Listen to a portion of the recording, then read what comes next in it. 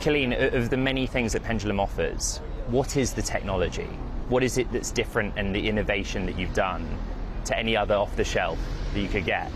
The technology is really grounded in the innovation of using DNA sequencing technologies to understand what are all the different microbes in the gut, how do they map to each other, and how do they map to the human, and using that to generate products as opposed to taking the already existing probiotics out there and kind of mixing and matching. And so that's really the difference. They're innovative strains. The way you manufacture them is innovative, the way that you formulate them is innovative, and the efficacy is the #1 name of the game. We are outside of just GI health and really into metabolic health. What I find fascinating, Halle, about this story is you put venture backed in front of the name, changes the narrative around not just the company, but the industry. When you were out there, I know Sequoia that's the big name we're talking about. Are you kind of putting forward more the story about the technology, or are you putting more forward the story about the person next to you, Colleen? I'm putting forward the story about the efficacy of the products.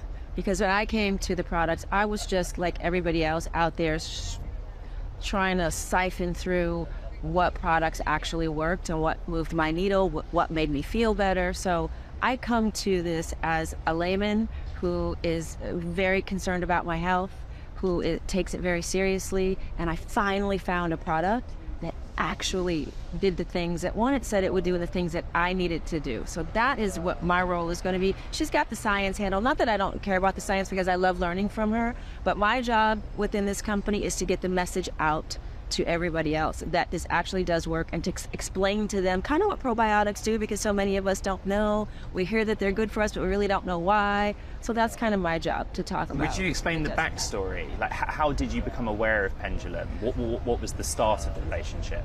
Well, because I've been a diabetic since I'm 19 years old, I have someone that I know at the Cleveland Clinic who reached out to me and said, hey, there's this new probiotic you should really try it. The clinic is backing it. The Mayo Clinic is backing it. Yes. I know you're always worried about your A1Cs and managing your diabetes with your diet and exercise, and this might actually help you.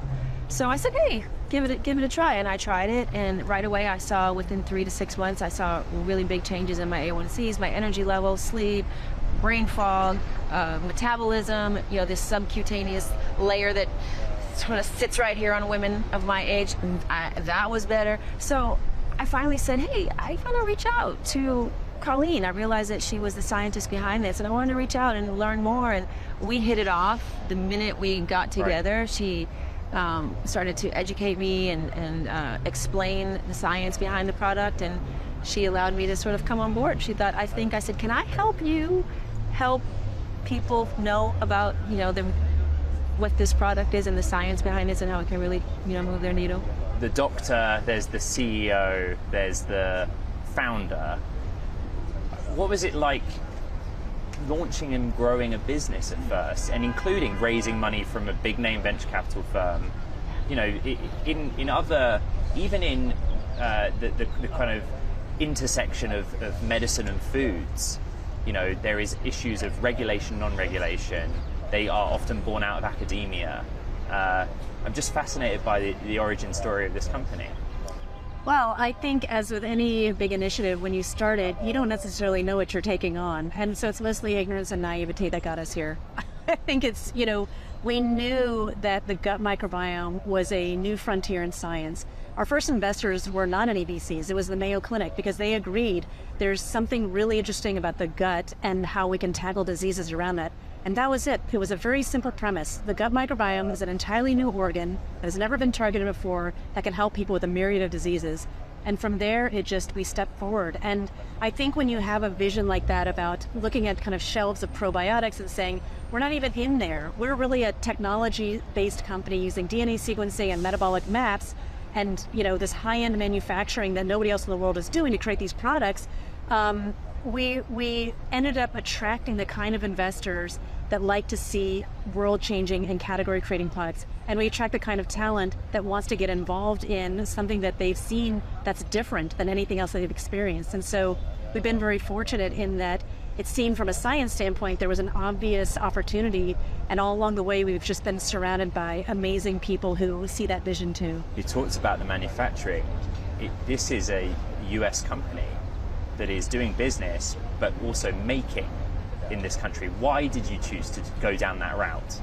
not only is everything made in the USA, it's made in San Francisco. And the reason for that was out of necessity, frankly. So your gut microbiome, when people talk about gut health and the gut microbiome, there's actually no oxygen in your gut. And so these strains that we selected based on their ability to have efficacy, we actually tried to get other people to grow them for us, and nobody could grow them. And we realized after we visited all these manufacturing plants that you had to create a very special plant that end to end kept all the oxygen from the atmosphere out of the system. And so we ended up building it here, and I think you can see other technologies that have sort of followed suit. Tesla would be another example. You've got a car for sure. You say, well, why didn't you just manufacture that in Detroit? And the fact is that there are parts to that car and there are parts to these probiotics that you really needed hardcore science and engineering to build. And so we engineered a plant here in San Francisco. Halle, yeah, and it's pretty impressive. Well, how much do you lean into that? So I assume part of your role is, thinking about future investors, but also growing the brand. It's a consumer product, right? So scale it for me. Tell me how you take the message out there, but then get it in more lanes for sale, in more consumers' stomachs. Well, I think it all starts with, communication. Talking about it, getting them to get interested in the brand, getting them to go try it, to see for themselves. Like Colleen and I always talk about, don't just take it because I say. What I would love people to do is go try it because I ask them to. And then they decide for themselves. And I think that's how you start to scale it, because it really does work. It's not one of these products that just has a pretty package.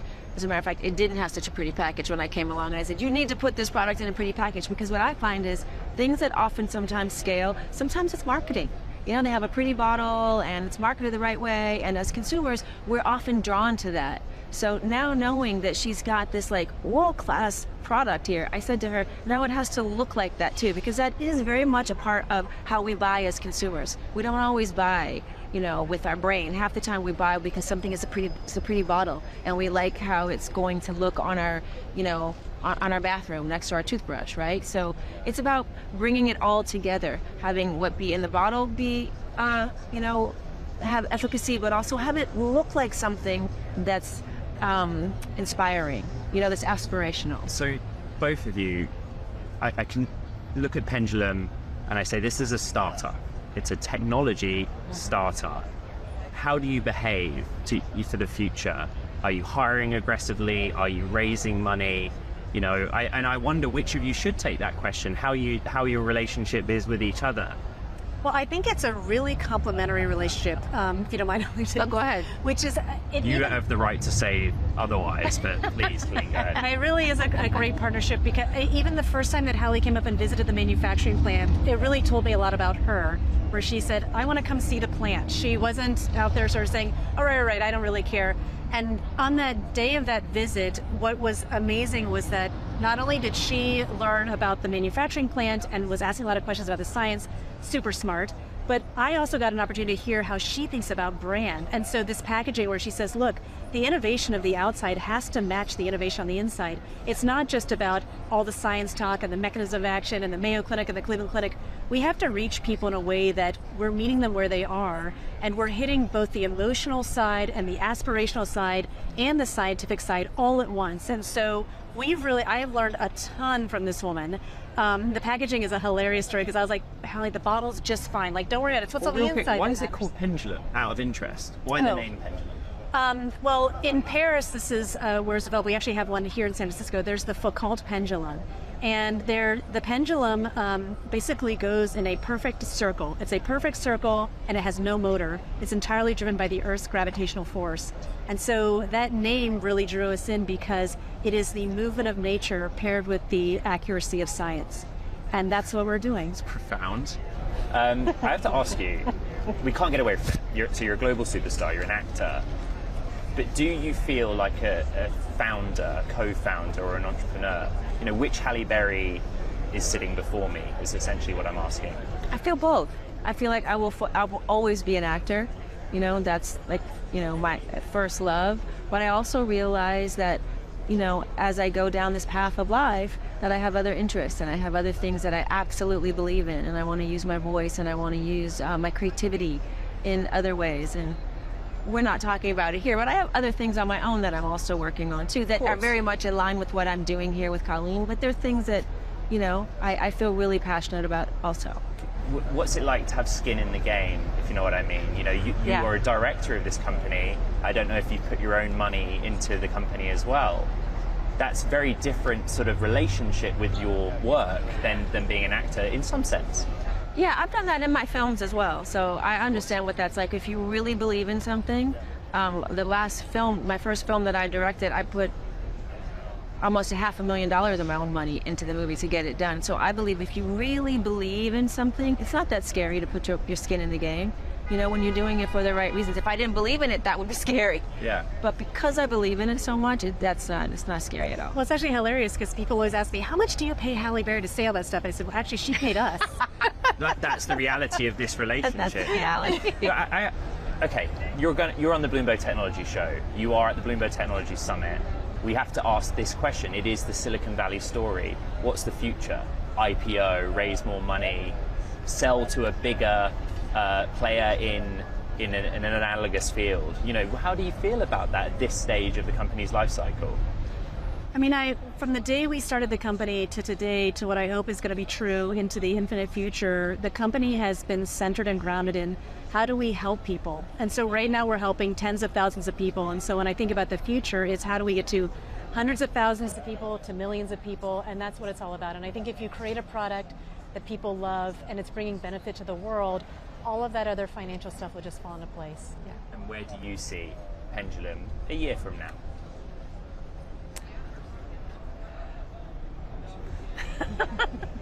It sounds like you have some big plans, but you just don't kind of want to share them. He's like, some wonderful things are cooking. Okay, so come back when they're ready and Yes. and tell me. Let me I ask you will. this one final question, Halle. What's it? Is it kind of addictive being an investor, corporate director? Will we see you move into other startups in adjacent fields? I think, you know, this is the question, what's next for Halle Berry? Yeah. And I believe you describe it as your second act, Yeah. probably. Yeah, I'm working solo. Maybe Colleen will come and partner with me. I'm working in the menopause field on something very exciting that I'm working on. I was in Cannes Lion.